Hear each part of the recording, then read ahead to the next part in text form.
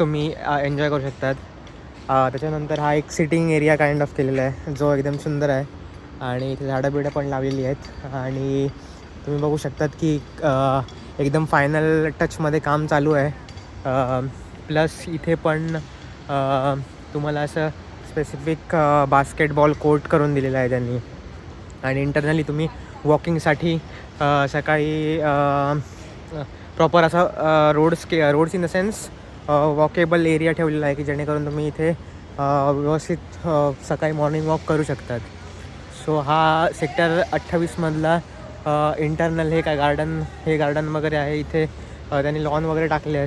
So तुम्हाला बसण्यासाठी पण त्यांनी स्पेसिफिक असं एरिया दिलेला आहे आणि मस्त सिडकोने प्रोजेक्ट हा डेव्हलप केलेला आहे. ह्याची कॉस्ट अराउंड 26 लॅक्सपर्यंत जाईल. 25-26च्या रेंजमध्ये आहे. प्लस तुम्हाला रजिस्ट्रेशन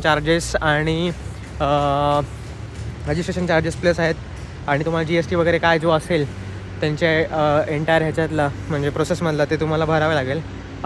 सो अराउंड 27-28च्या म्हणजे फायनल तुम्हाला 27-28च्या रेंजमध्ये जाईल हा तळोजा सेक्टर 28मधला प्रोजेक्ट आहे तो. इथे पण तुम्हाला छान त्यांनी बसायला जागा दिलेली आहे की तुम्ही संध्याकाळच्या सिनियर सिटीजनसाठी येऊन इथे बसू शकतात आणि एक एन्जॉय करू शकतात. आता सगळे इथे प्रोजेक्ट एकदम फायनल स्टेजमध्ये सगळं क्लिनिंग वगैरे चाललेलं आहे आणि तुम्हाला जर बघायचं असेल तर तुम्ही इथे येऊन बघू शकता. त्यांचा एक सॅम्पल फ्लॅट आहे फर्स्ट फ्लोअरलाच. सो तुम्ही सोमवार ते शनिवार कधी पण येऊ शकता. तर रविवारचं मोस्ट प्रोबॅबली पॉसिबल नसेल कारण स्टाफ अवेलेबल असणं मुश्किल असतं. इथे पण त्यांनी प्रॉपरली लहान मुलांना खेळण्यासाठी गार्डन वगैरे केलेलं आहे म्हणजे एकदम सुंदर आहे आणि बघू शकतात की हा एकदम फायनल स्टेजमध्ये आहे प्रोजेक्ट. सो बघू शकतात की हे आसावरी गृहसंकुल आहे सेक्टर 27 आणि तिथूनच हा एक प्रोजेक्ट सुरू होतो आहे. आता हे प्रोजेक्टचं एंट्रन्स आहे.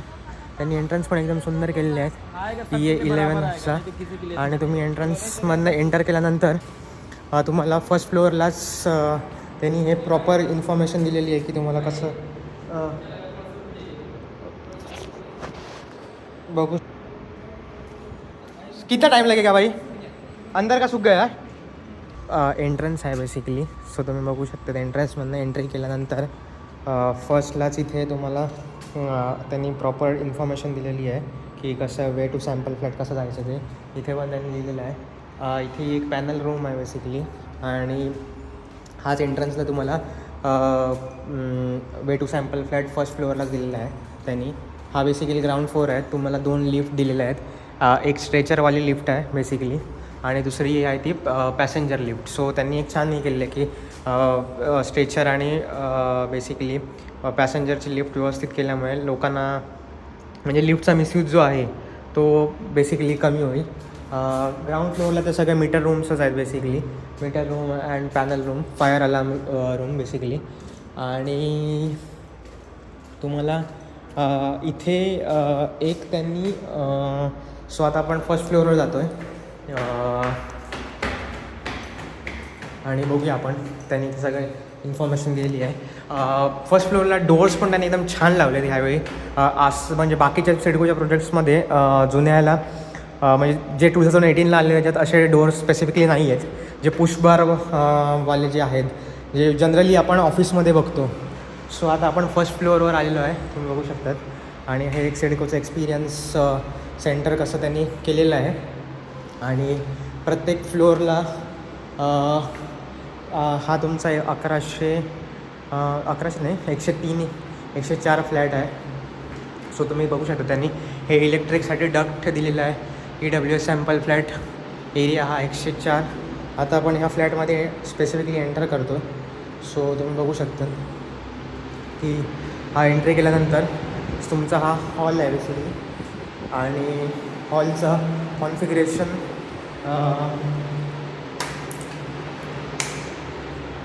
हॉलचं हे असं कॉन्फिगरेशन आहे.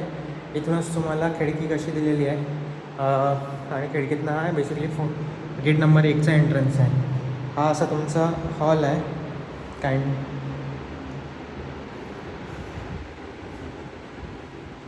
आणि हॉलच्याच राईट साईडलाच तुम्हाला अशी बेडरूम दिलेली आहे त्यांनी. आणि तुम्ही बघू शकतात की बेडरूमची साईज पण त्यांनी स्पेसिफिकली मेन्शन केलेली आहे. हा असं तुमचं बेडरूम असेल. तुम्हाला वरती ठेवायला पण त्यांनी स्पेसिफिकली जागा दिलेली आहे. सो तुमचं स्टोरेज तुम्ही स्टोअर करू शकता. इथे फायर ची पाईपलाईन पण त्यांनी ओढलेली आहे. आणि नंतर तुम्ही ह्या साईडला आलात तर तुमचं हे बेसिकली लॉबी आहे. इथे तुमचं बेसिन आहे. हे तुमचं टॉयलेट आहे. टॉयलेटची साईज पण त्यांनी मेन्शन केलेली आहे स्पेसिफिकली. सो तुम्ही बघू शकता. त्याच्यानंतर बाथरूमचं पण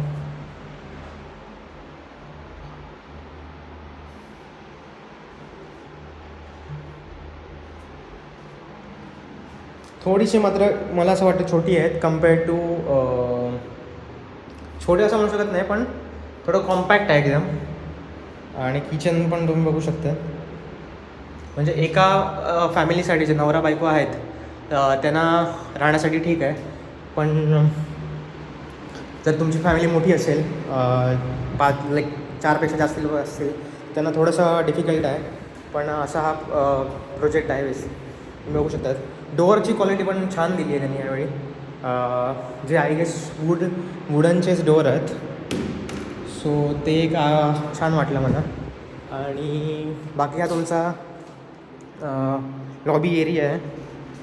टोटल फ्लोअरला हा तुमचा 105 106 फ्लॅट नंबर आहे. त्याच्यानंतर इथे त्यांनी एक पुश पार्ट ओपन, इथे त्यांनी एक फर्स्ट फ्लोअरलाच फायर डक्ट पण दिली आणि फायर लिफ्ट पण दिली आहे. सो इन केस जर फायर लागलीच तर तुम्ही ह्या ह्याच्यातनं बाहेर पडून जस्ट लाईक प्रायव्हेट म्हणजे ऑफिसेसमध्ये कसं असतं तसंच त्यांनी केलेलं आहे. जे एकदम छान वाटतं आहे की अशा म्हणजे गव्हर्मेंट बिल्डिंग्समध्ये मोस्टली मुश्किल आहे, पण सिडकोने ते हे केलेलं आहे. स्ट्रेचर लिफ्ट पण बघू शकतात तुम्ही. त्याच्यानंतर या साईडला 107 आणि 108 असे हे एका फ्लोअरला अराऊंड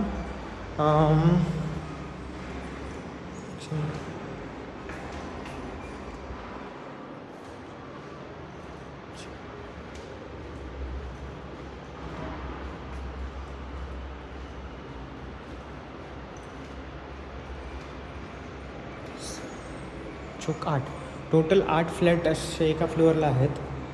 तरी पण एक्झॅक्टली 8च आहेत की जास्त आहेत की काय एक्झॅक्ट समजत नाही आहे. पण त्यांनी इकडे नंबरिंग नाही टाकले अजून ह्या 2 फ्लॅट्सना. सो त्याचं काय हे आहे ते समजत नाही आहे. सो असा ओव्हरऑल प्रोजेक्ट आहे. हे काय आहे ते ओपन नाही होत आहे, चावी आहे त्याला पण. सो असा हा प्रोजेक्ट हे सेक्टर 28चा. तर तुम्हाला बघायचं असेल तर तुम्ही नक्की या. आणि स्टेअरकेस पण एकदम छान दिले आहेत. तुम्ही पटकन उतरू पण शकतात. म्हणजे बेसिकली स्टेअरकेस वगैरे छान दिलं, त्याच्यामुळे कोणी पण इन केस एवढी मोठी जरी बिल्डिंग असेल तर प्रॉपरली मॅनेज केली तर प्रायव्हेट बिल्डिंगसारखीच मॅनेज होऊ शकते.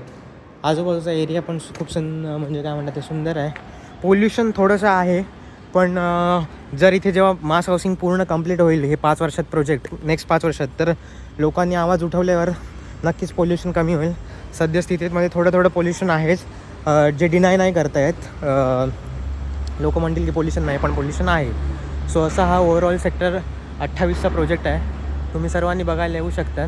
आणि जर तुम्हाला आवडलं असेल तर तुम्ही सिडको होम्स मध्ये फॉर्म भरून पार्टिसिपेट करू शकता.